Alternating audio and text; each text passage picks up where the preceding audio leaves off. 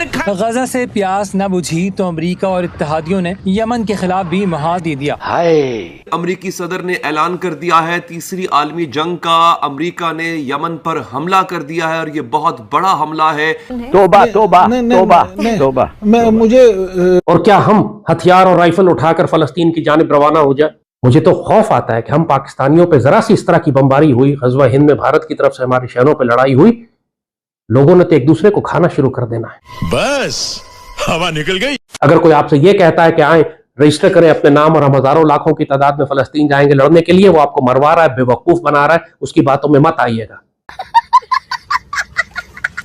बलूचिस्तान में वो जंग जारी की गई है, मुझे डर है कि अगर वो जंग आपकी दहलीज पर पहुंच गई तो आप बर्दाश्त नहीं कर सकेंगे। वो जंग जो हम पर हावी की गई है, जहाँ पे हमारे बच्चे औरतें कोई भी महफूज नहीं है, कोई भी। आप सबको इस बात का अंदाजा है कि ईरान में जो लोग मरे उसकी लवाकिन यहाँ मौजूद है इस धरने में। वो भी रो रहे हैं कि हमारे बच्चों को मारा गया है, मगर इसका जवाब कौन देगा? क्या इस रियासत के पास इसका जवाब है? इस्लामाबाद में बलोच ख़वातीन का भारत में तैयार होने वाला ड्रामा बुरी तरह फ्लॉप हो गया। महारंग खुलूसे दिल से कौम से माफी मांगे। और दहशतगर्द तंजीमों के अफराद ईरान में भारत से साजबाज करके पाकिस्तान के खिलाफ साजिशें कर रहे थे, तो महारंग ड्रामा कर रही थी कि ये अफराद मिसिंग हैं। इसके सहूलतकार भी अपने कौमी इदारों और फोर्सेस को बदनाम करने में पेश थे। क्योंकि जवाबी हमला आसिम मुनीर करेगा तो उसके ऊपर भी सिर्फ बयान आया है ईरान की एयरफोर्स चीफ का कि हमारे पास ऐसी चीजें हैं कि लोग परेशान हो जाएंगे, हमने भी बड़ी चीजें तैयार करके रखी हुई है, लेकिन उस बयान से आगे बात नहीं हुई। क्योंकि दोनों तरफ बलोच मारे जा रहे हैं। वो बलोच जिनको ना पाकिस्तान उनके बुनियादी इंसानी हकूक दे रहा है, ना अफगानिस्तान उनके ईरान उनके बुनियादी इंसानी हकूक दे रहा है। बस डरे उस दिन से कि जो जंग आप लोगों ने बलूचिस्तान की सरजमीन पर हावी की है ना, वो जंग आपके घरों, आपकी दहलीजों तक ना पहुंचे। जब बलोचों के 3 महीने के बच्चे भी आपके बमबारियों से मरते हैं, 3 महीने के बच्चे। और अफसोस, बेजमीरी का मकाम, तो शर्म आनी चाहिए तुम लोगों को कि तुम लोग इस पर सेलिब्रेशंस कर रहे हो, खुशी मना रहे हो कि आपके नंबर 1 एजेंसी और आर्मी के मिसाइल से मारने वाला जो बच्चा है वो 3 महीने का बच्चा है। खुशी मनानी चाहिए आप लोगों को। ये आपके एज अ कौम आपकी पस्तगी का इजहार करता है कि आप लोग कितना पस्ता सोच रखते हो और इंसानियत के लिहाज से आप लोग कितने पस्ते हो। 3 महीने का बच्चा, उसकी पहचान बलोच तो नहीं थी ना, उसको भी मारा गया। क्या है कि इस 3 महीने के बच्चे पर जो है ना, आप सब लोगों को शर्म नहीं आनी चाहिए थी? उसके बाद भी हमसे पूछा जाता है कि आप लोग किस लिए यहाँ बैठे हो? हम आपकी रियासत की तमाम तर मजालिम को एक्सपोज करने के लिए बैठे हैं। करते रहेंगे। और मैं बखुदा कहती हूँ कि ये लोग यहाँ से चले भी जाए ना, और भी आते रहेंगे। हमने आपकी तारीख में ना जाकर बलोचों की तारीख देखे, आपकी तारीख में धोखा लिखा है और हमारी तारीख में कुर्बानी।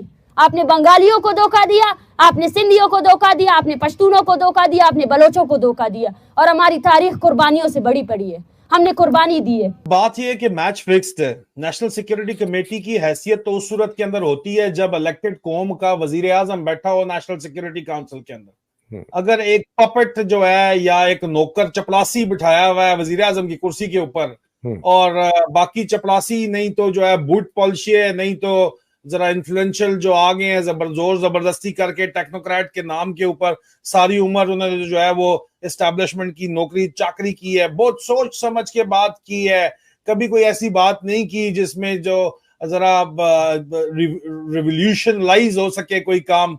हर चीज जो है उन्होंने by the book, to the book, in the box रह के किया हुआ है। उस तरह के जो है कुएं के मेंढक बिठा के अगर आप कहें कि नेशनल सिक्योरिटी काउंसिल की मीटिंग है, तो सर मेरे ख्याल में तो it is just a drama going on and nothing else, nothing more. इसकी जो रिक्वायरमेंट है वो ये है कि जनाब इलेक्शन डिले कराने के लिए कोई सिक्योरिटी सिचुएशन बहुत ज्यादा जो है वो कमजोर है, तो उसको इस तरह का बयान दिलवा दो कि इलेक्शन को डिले किया जाना चाहिए। नेशनल सिक्योरिटी काउंसिल अलामिया दे दे, उसकी बेसिस के ऊपर सुप्रीम कोर्ट में चले जाए। फायजी साहब पहले इनकी जेब के अंदर है, पीटीआई को एज अ पार्टी खत्म कर चुका है, अब मजीद उसको कहे, फिर भी उसके बावजूद भी इनको पता है कि 90% कौम फिर भी इमरान खान के कैंडिडेट्स को वोट डालने लगी है। इस वक्त बोली लग रही है इमरान खान के कैंडिडेट्स की, उसके बावजूद भी एक ड्रामा करना चाहते हैं कि यार ये किसी तरह हम जो है ना टल जाए ये इलेक्शन। 1971 के बाद भी इतनी शदीद नफरत जो है वो जर्नैलों के खिलाफ नहीं थी जितनी अब इस वक्त फौज के अंदर और फौज के बाहर है। और उन्होंने ये भी माना है कि सर बेतहाशा अफसरान के खिलाफ जो है वो तादीबी कार्रवाइयां की गई हैं, अफसरों के घरों में घुस के और चादर और चार दीवारी का तहफ़्फ़ुज़ पामाल किया गया है। कौम के साथ तो ये कर ही रहे हैं, लोगों की माओ बहनों बेटियों को तो नंगा ये कर ही रहे हैं, लेकिन आप फिर बात कहते हैं कि लोगों की माओ बहनों बेटियों को आप नंगा करेंगे, बदमाशी करेंगे। नवाज शरीफ जिसको कल तक आपने सबको सबक पढ़ाया 70-80 की दहाई से फौज में, उसको कोई भी पसंद नहीं करता, आज भी कोई नहीं पसंद करता। आप ओवरनाइट कहो वो मेरे अबू जी हैं, रूहानी अबू जी हैं, क्योंकि एक डेरी हसनाबाद के गटर का ढक्कन उसने चीफ लगा दिया है, तो उसकी बात कौन मानेगा सर? और कौन जो है उसकी बात के ऊपर कौन ईमान लेके आएगा? किरमान का जो बॉम्बिंग थी जिसमें 100 बंदे मारे गए, कासिम सुलेमानी की जो एनिवर्सरी थी, उसके अंदर जो ईरान इस नतीजे पे पहुंचा था कि जंदल्ला जो है उसने इसके लॉजिस्टिक्स सपोर्ट्स प्रोवाइड किए जिन लोगों ने इस पर बमबारी किया, ठीक है ना, इस्लामिक स्टेट को या दाइश को। ये उनका कंक्लूजन है, सही गलत मुझे नहीं पता, ये उनका कंक्लूजन आ गया। उस कंक्लूजन के बेसिस पे उन्होंने फैसला ये किया कि ये इनके बेसिस के ऊपर हमला करेंगे। ये भी मेरा एक तजिया है, पढ़ के, लिख के, सुन के, लोगों की बातें सुन के, बहुत बहुत ज्यादा रिसर्च कर। तीसरी चीज ये है जो कि मेरी नजर में सबसे इंपॉर्टेंट है कि उन्होंने पाकिस्तान को बता दिया कि हम ये करेंगे चाहे तुम मानो या तुम ना मानो। पाकिस्तान ने कहा कि आसिम मुनीर ने कहा ओए होए ये तो बड़ा जबरदस्त मौका है, मेरे हाथ लगा है। उन्होंने कहा जी आप जरूर करें, आप करें, ठीक है जी, उसने ओके कर दिया।